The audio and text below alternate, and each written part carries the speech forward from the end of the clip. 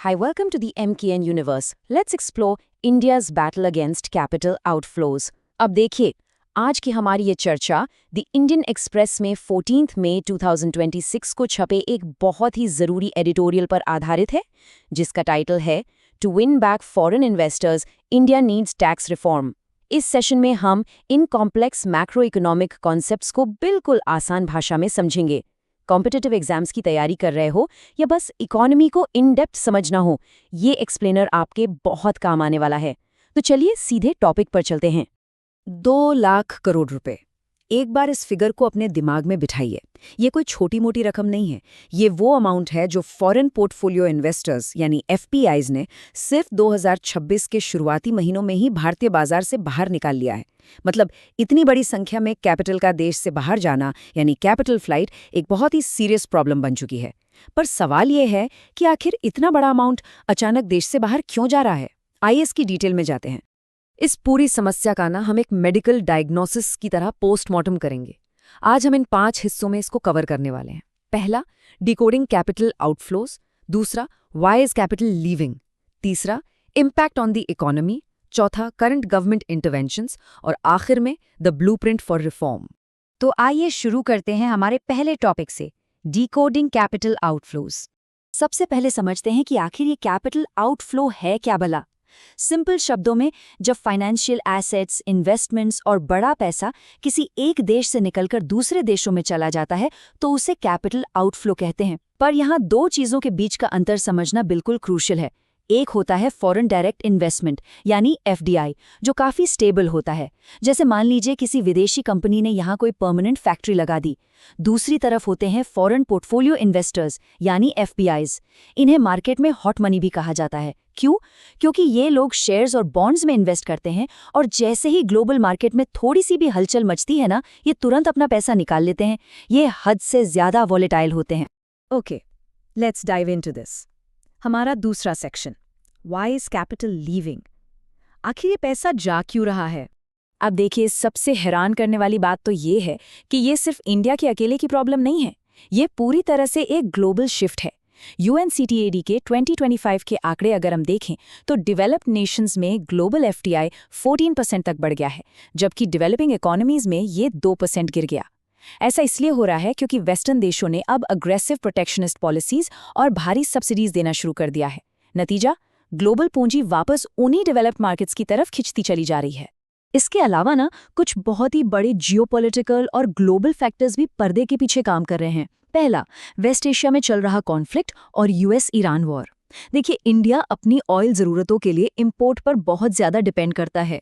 तो जैसे ही global oil supply chain में थोड़ी सी भी डिस्टर्बेंस आती है, रिस्क से बचने वाले इन्वेस्टर्स अपना पैसा उन जगहों पर शिफ्ट कर लेते हैं जो उन्हें ज़्यादा सेफ लगती हैं। दूसरा बड़ा रीज़न है यूएस ट्रेजरी यील्ड्स का लगातार 4% से ऊपर बने रहना। अब आप खुद सोचिए, जब यूएस की सरकारी सिक्योरिटीज़ बिना किसी रिस्क के इतना बेहतरीन रिटर्न दे रही हों तो कोई इन्वेस्टर इमर्जिंग मार्केट्स का बड़ा रिस्क क्यों ही लेगा। और तीसरा, एक नया ट्रेंड जो आजकल मार्केट में चल रहा है वो है sell India by China. Global funds India की हाई वैल्यूएशन वाली मार्केट से पैसा निकालकर चाइना के डिप्रेस्ड और सस्ते वैल्यूएशंस में डाल रहे हैं ताकि वहां के नए पॉलिसी स्टिमुलस का पूरा फायदा उठाया जा सके। लेकिन रुकिए, यहाँ सिर्फ बाहरी ग्लोबल फैक्टर्स को ब्लेम करना ठीक नहीं होगा। हमारे सोर्स के मुताबिक हमारा खुद का डोमेस्टिक टैक्स स्ट्रक्चर भी इसमें एक बड़ा रोल प्ले कर रहा है। देश के अंदर लगने वाले अग्रेसिव टैक्सेस एक स्ट्रक्चरल फ्रिक्शन की तरह काम करते हैं। जरा ध्यान दीजिए, long term capital gains tax 12.5% है, शॉर्ट टर्म सीधा 20% कर दिया गया है, और प्रॉपर्टी या गोल्ड जैसे एसेट्स पर जो इंडेक्सेशन बेनिफिट्स थे वो भी अब हटा दिए गए हैं। ये ऐसे रूल्स हैं जो सच में फॉरेन फंड्स को यहाँ रुकने और अपना पैसा वापस मार्केट में रोटेट करने से डिस्करेज करते हैं। चलिए अब बढ़ते हैं तीसरे सेक्शन पर, इम्पैक्ट ऑन द इकोनॉमी। इस कैपिटल आउटफ्लो का हमारी अर्थव्यवस्था पर क्या असर पड़ रहा है? Now what's really interesting here is कि इस कैपिटल फ्लाइट का एक खतरनाक डोमिनो इफेक्ट शुरू हो जाता है। जब इतना सारा पैसा देश से बाहर निकलता है तो सबसे पहली मार गिरती है करेंसी पर, यानी हमारी करेंसी डिप्रिशिएट होती है। फिर स्टॉक और बॉन्ड मार्केट्स में तबातोड़ बिकवाली यानी लिक्विडेशंस की वजह से भारी गिरावट आती है। अब आरबीआई को हमारे रुपए को गिरने से बचाने के लिए मार्केट में अपने डॉलर्स बेचने पड़ते हैं, जिससे हमारे फॉरेक्स रिजर्व्स धीरे धीरे खत्म होने लगते हैं। और मार्केट में लिक्विडिटी यानी कैश फ्लो कम होने की वजह से बोरोइंग कॉस्ट यानी आमतौर पर लोन लेने की जो लागत होती है वो बहुत ज़्यादा बढ़ जाती है। और इस सब का सबसे खतरनाक नतीजा क्या रहा? इस लगातार आउटफ्लो के चलते मई 2026 के मिड में रुपी यूएस डॉलर के मुकाबले 96.14 के एक रिकॉर्ड इंट्राडे लो पर आ गया। ये अपने आप में एक बहुत अलार्मिंग फिगर है। जब हमारी करेंसी इतनी कमज़ोर पड़ जाती है तो बाहर से आने वाला तेल और दूसरा बाकी ज़रूरी सामान बेहद महंगा हो जाता है।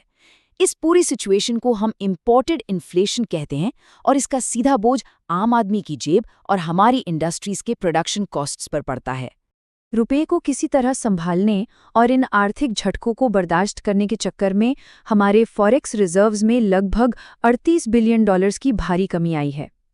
और इस कैपिटल के सूखे ने हमारी ग्रोथ की रफ्तार पर सीधा ब्रेक लगा दिया है। जरा सोचिए, प्राइवेट मैन्युफैक्चरिंग सेक्टर ने अपने कैपिटल एक्सपेंडिचर यानी नए इन्वेस्टमेंट्स में 8% की कटौती कर दी है। फॉरेन रिस्क कैपिटल ना होने का सीधा सा मतलब है कि देश में नए इंफ्रास्ट्रक्चर प्रोजेक्ट्स लगने और नई जॉब्स पैदा होने की जो रफ्तार थी वो अब काफ़ी धीमी पड़ गई है। तो अब चलते हैं सेक्शन 4 पर, करंट गवर्नमेंट इंटरवेंशंस। आखिर सरकार इस प्रॉब्लम को रोकने के लिए करंटली क्या कर रही है?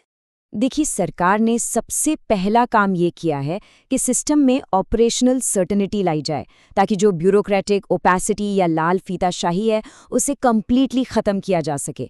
अब रेगुलर एफडीआई एप्लीकेशंस को अप्रूव करने के लिए 12 हफ्ते का एक स्ट्रिक्ट टाइम बाउंड मैकेनिज्म तय कर दिया गया है। और तो और, जो देश हमारे साथ लैंड बॉर्डर शेयर करते हैं वहां से आने वाले हाई टेक प्रपोजल्स को भी सिर्फ 60 दिन के अंदर फास्ट ट्रैक क्लियर करने का एक नया रूल लागू किया गया है। इसके साथ ही कुछ बहुत ही अग्रेसिव पॉलिसी शिफ्ट्स भी आए हैं।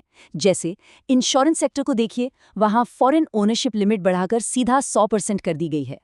प्रो आया रिटेल एक्सेस को 10% तक बढ़ाया गया है ताकि ग्लोबल कैपिटल को ज्यादा से ज्यादा अट्रैक्ट किया जा सके। सेबी ने एफपीआईज के लिए पैन के नियम थोड़े और आसान कर दिए हैं, जिससे उनका मार्केट एंट्री बिल्कुल स्मूथ हो जाए। जन विश्वास बिल के बारे में तो आपने सुना ही होगा। इसके जरिए कई छोटे कॉर्पोरेट ऑफेंसेस को डीक्रिमिनलाइज किया गया है ताकि देश में बिजनेस करना आसान हो।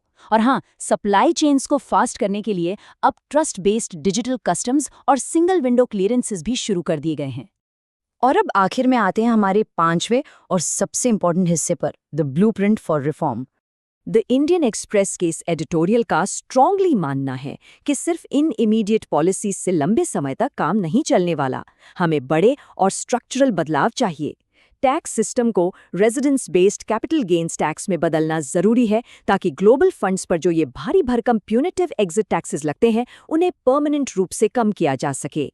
दूसरी सबसे बड़ी बात, हमारे कोर्ट्स में कमर्शियल डिस्प्यूट्स को तेजी से निपटाने के लिए AI enabled judicial case management लाना पड़ेगा। तभी तो फॉरेन कंपनीज को हमारे कॉन्ट्रैक्ट एनफोर्समेंट पर पूरा भरोसा होगा। और तीसरा, एनर्जी सेक्टर को किसी भी हाल में GST के दायरे में लाना चाहिए, जिससे प्रोडक्शन कॉस्ट्स कम हो और हमारी मैन्युफैक्चरिंग इंडस्ट्रीज ग्लोबल लेवल पर और ज़्यादा कॉम्पिटिटिव बन सकें। और अगर हम लॉन्ग टर्म मार्केट रेजिलियंस की बात करें तो स्टेट्स को अपने अलग अलग लेबर कोड्स को हार्मोनाइज यानी एक समान करना होगा। साथ ही एक objective geopolitical risk screening process की भी बहुत ज़रूरत है। ग्लोबल रिटेल फंड्स जैसे कि UCITS, इनको मार्केट में डायरेक्ट एक्सेस यानी डायरेक्ट मार्केट पासपोर्ट्स देने होंगे। और सबसे बड़ा कदम, हमारे कॉर्पोरेट बॉन्ड मार्केट को और बड़ा और डीप बनाना होगा।